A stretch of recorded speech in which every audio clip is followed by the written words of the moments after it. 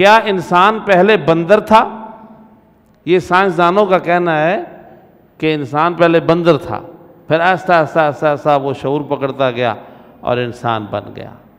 تو یہ دو کانسیپٹ ہیں، ایک یہودیوں کا ہے، ایک عیسائیوں کا تھا، وہ اب سائنسدانوں نے اپنا لیا۔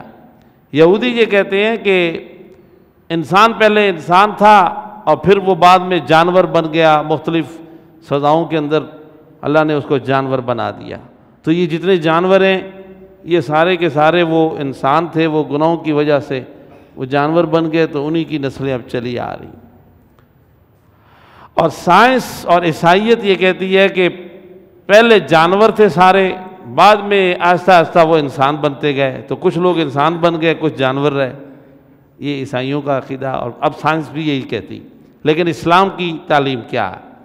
اسلام کی تعلیم یہ ہے، اور قرآن مجید میں بھی یہی ہے کہ اللہ تعالیٰ نے مخلوقات سب پیدا فرمائیں۔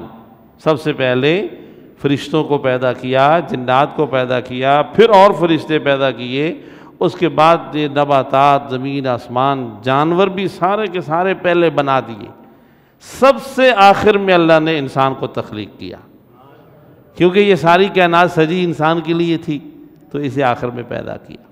تو انسان علیحدہ سے باقاعدہ ابتداً مخلوق بنا ہے، وہ جانور سے انسان نہیں بنا۔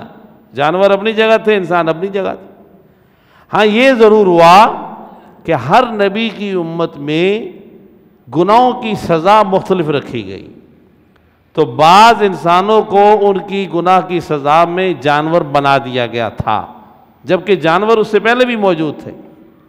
اور جو لوگ جانور بنے تھے وہ 3 دن سے زیادہ زندہ نہیں رہے، 3 دن کے اندر ہی مر گئے تھے، ان میں سے کوئی بھی باقی نہیں رہا۔ جو اب موجودہ بندر ہیں یا جانور ہیں وہ بندر ہی کی اولاد ہیں، وہ کسی انسان کی اولاد نہیں ہے۔ یہ یہودیوں اور عیسائیوں کے عقیدے ہیں جو مسلمانوں میں بھی اب شامل ہو رہے ہیں۔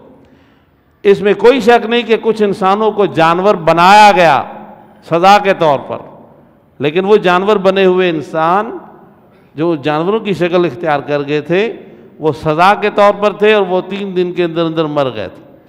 جیسا کہ قرآن مجید میں بندروں کا ذکر آتا ہے، یہودیوں کو بندر بنا دیا گیا اور وہ 3 دن کے اندر مر گئے تھے، ان میں سے کوئی بھی زندہ نہیں رہا۔